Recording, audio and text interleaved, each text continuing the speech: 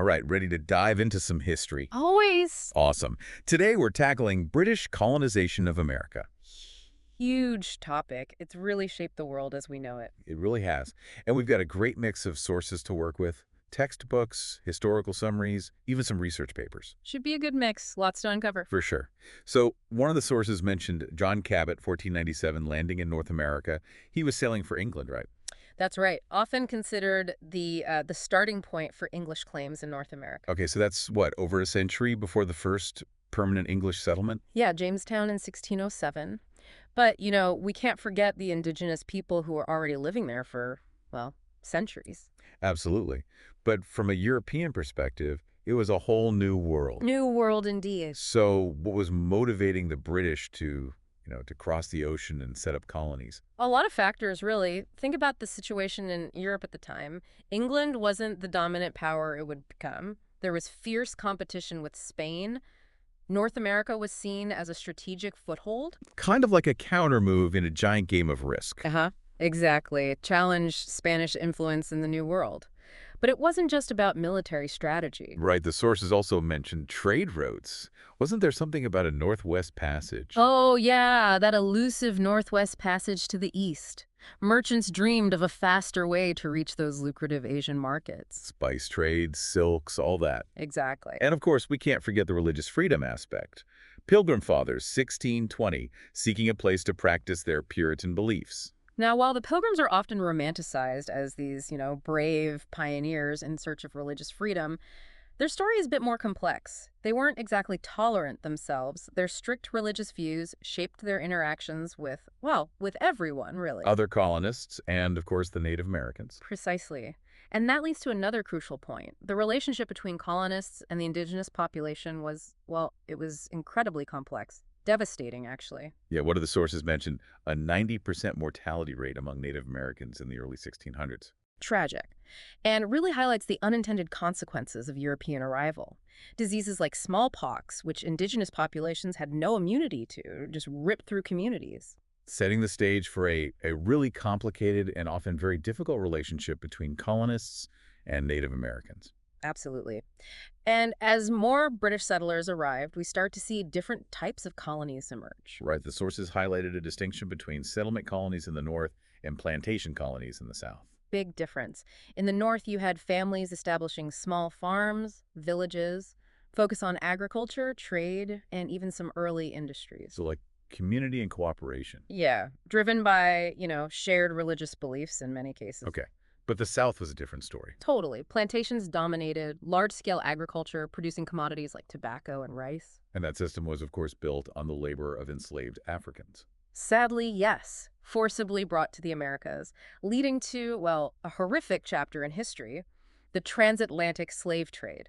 I was reading about the conditions aboard those slave ships. Truly appalling. People treated like cargo. It's really hard to grasp the human cost. And we can't forget that this wasn't just some isolated event. It was a massive system that fueled European economies for centuries. It's unsettling how deeply woven the slave trade was into global commerce. Absolutely. The triangular trade is a prime example. Goods from Europe traded for enslaved Africans, then transported to the Americas to produce more commodities. Sugar, tobacco, cotton, you name it all, to be shipped back to Europe. A triangle of exploitation. And the impact of that trade continues to this day, economically, socially. No doubt.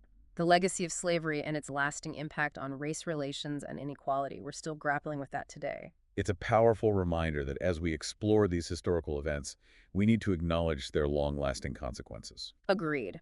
But as we delve deeper into this period, we'll also see how, even within this system of exploitation, seeds of change were being sown. Colonists began to question the very nature of British rule. You're talking about the influence of the Enlightenment, those radical ideas about individual liberty and challenging authority. Exactly. Thinkers like John Locke, hugely influential. Ideas about natural rights, the right to rebel against tyranny. They resonated deeply with the colonists. They started to ask, why should we be subjected to British laws and taxes without any say in the matter? And that growing discontent, well, it eventually boiled over. And that's where we'll pick up in the next part of our deep dive, exploring how these Enlightenment ideas fuel the American Revolution and forever change the relationship between Britain and its American colonies. So those Enlightenment ideals, right, they really took root in the It's colonies. almost like those pamphlets and speeches were like smuggled across the Atlantic with the tea and spices. Right. And it wasn't just theoretical. One of the research papers we looked at highlighted how John Locke's writings were like everywhere in the colonies. Oh, People yeah. were reading them like, instruction manuals for rebellion. That's wild. No wonder the British felt a little threatened. It's like a whole generation was being schooled in questioning authority. Exactly. And as tensions rose, things like the Boston Tea Party became super symbolic. It wasn't just about the tea. It was about challenging British control. Over trade, governance. The whole shebang. So yeah, those Enlightenment ideals were like the fuel, and events like the Boston Tea Party, those were the sparks. Ignited the revolution. Boom. And the American Revolution wasn't just about independence, right? It was about putting those Enlightenment ideals into practice, creating a nation based on self-governance, individual liberty. It's amazing to think about, those revolutionary ideas born out of the Enlightenment, they shaped the very foundation of the United States. Powerful stuff, the power of ideas to change the course of history. But we can't talk about the story of America without also talking about, well, the tragedy of slavery. Yeah, even as the colonists were fighting for their own freedom, they were perpetuating a system that denied freedom to an entire group of people. A real paradox, right? The sources pointed out how deeply entrenched slavery was, particularly in that southern plantation economy. Two parallel narratives, the fight for liberty and the persistence of slavery. It's almost hard to wrap your head around. It really is. And of course, those two narratives would eventually collide in the American Civil War. But before we jump too far ahead, let's shift back to Britain for a moment. Okay, yeah. So while the colonies were rebelling, declaring independence, what was happening back in the motherland? Well, it's interesting to see how events across the Atlantic were shaping things back in Britain. On one hand, Britain was profiting from the slave trade. But at the same time, there was this growing movement to abolish it. So they were profiting from a system while also trying to end it.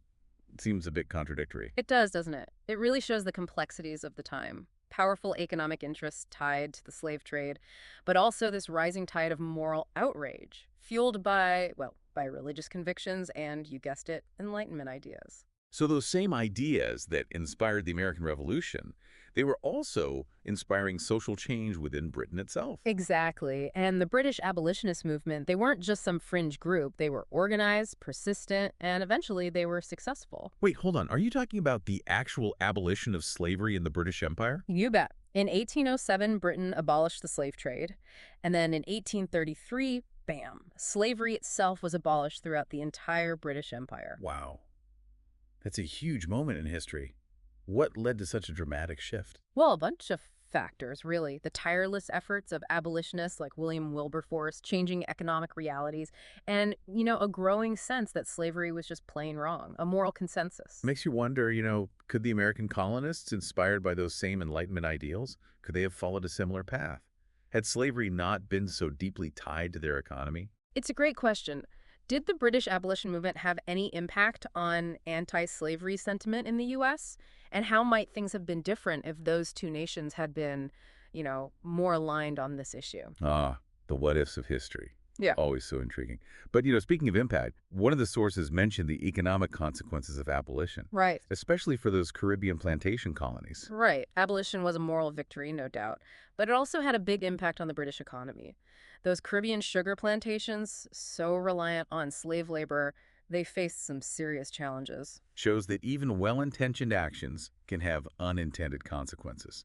But let's shift gears a bit. One of the things the sources really highlighted was how the colonization of America transformed Britain itself. Right. It wasn't just a one-way street. Those colonies, they helped shape Britain's economy, culture. Where should we start? Well, let's start with the economic impact. Those plantation economies in the Americas, fueled by slave labor, they generated a ton of wealth for Britain. Sugar, tobacco, cotton. All flowing into British ports, driving trade and industry. So the wealth extracted from the colonies, it kind of fueled Britain's economic engine. Exactly. And here's where it gets really interesting.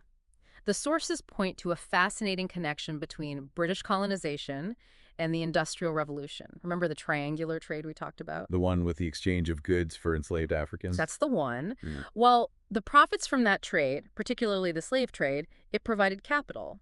Capital for investing in new technologies, new industries. Whoa, hold on. Are you saying that the exploitation of enslaved people in the Americas actually contributed to the rise of factories and mass production in Britain? It's a tough truth to swallow, but the historical evidence suggests a strong connection. Wow, I never thought of it that way. We often think of the Industrial Revolution as this purely European phenomenon, but it sounds like it was deeply intertwined with what was happening across the ocean. It really challenges those simple historical narratives, doesn't it? Yeah. The reality is much more complex, more interconnected. It really highlights the importance of, digging deeper, Yeah. looking beyond the surface and really examining all the forces that shaped our world. Absolutely. And as we wrap up this section, let's not forget about the cultural impact of colonization on Britain. Exposure to new cultures, new ideas, new ways of life. It broadened British perspectives, introduced new products and commodities into British society. It's funny to think about, something like tea, so quintessentially British, Mm-hmm. it actually originated in the colonies. Exactly. And as Britain's empire expanded, so did its sense of itself. The idea of Britain as this global power, ruling vast territories, it became central to their identity. So colonialism wasn't just about economics and resources, it was about national pride too, projecting power on a global stage. You got it. And this sense of national pride, combined with the economic power generated by the empire, it would shape British foreign policy for centuries to come. This has been an incredible deep dive. It's amazing to see how all these seemingly separate threads, religious freedom seekers, plantation economies, Enlightenment ideals, industrial innovation, the abolition of slavery, they're all woven together into this complex tapestry of history. And that tapestry, it's not just about the past. It's about understanding how these historical events continue to shape the world we live in today. Okay, so we've covered a lot, but where do we go from here? How do we grapple with the legacies of this period and really understand its impact? It feels like we've only scratched the surface here. What are some of the key takeaways we should really be thinking about? I think it's crucial to remember that British colonization wasn't just about, planting flags and claiming territory. It was about so much more. Economics, religion, power struggles, and of course the clash of cultures. And it wasn't just a one-way street either. It had a huge impact on both sides of the Atlantic, on America obviously, but also on Britain itself. It set the stage for so much. Revolutions, global trade networks, even the Industrial Revolution. And we talked about the terrible human cost, especially with the transatlantic slave trade. I mean, it's a stark reminder that progress often comes at a price, and that those costs are often borne by the most vulnerable. Absolutely. And I think it's also important to acknowledge that the voices and experiences of indigenous populations and enslaved Africans are often, marginalized or completely overlooked in those traditional historical accounts. But their stories are so essential to understanding the full impact, the legacy of this period. So as we're reflecting on all this, what are some of the long-term consequences of British colonization that we see playing out even today? Well, think about the political systems in place in so many former colonies, the languages spoken, the legal frameworks. They often have roots in British rule. Hmm. Or consider the economic inequalities that stem from centuries of colonial exploitation. And let's not forget the ongoing debates about, cultural appropriation and the efforts of indigenous communities to reclaim their identities. It's like those ripples in the pond, right? Yeah. You mentioned that earlier. The initial splash might have been centuries ago, but those ripples are still spreading. They're still shaping our world today. Exactly. And that brings me to a final thought I want to leave you with. As you continue to explore this topic, I really encourage you to think about this. How would the world be different if British colonization had never happened? Wow.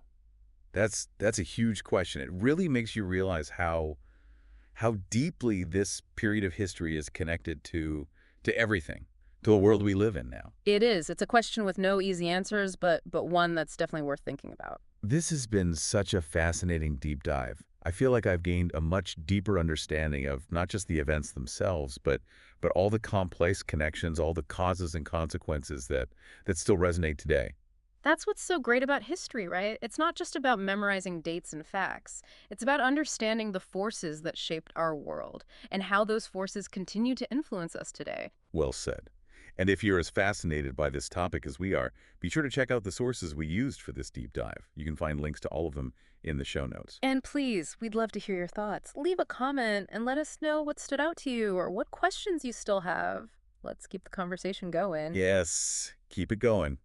And as always, don't forget to like, subscribe, and share this with anyone who might enjoy a good deep dive into history. Thanks for joining us.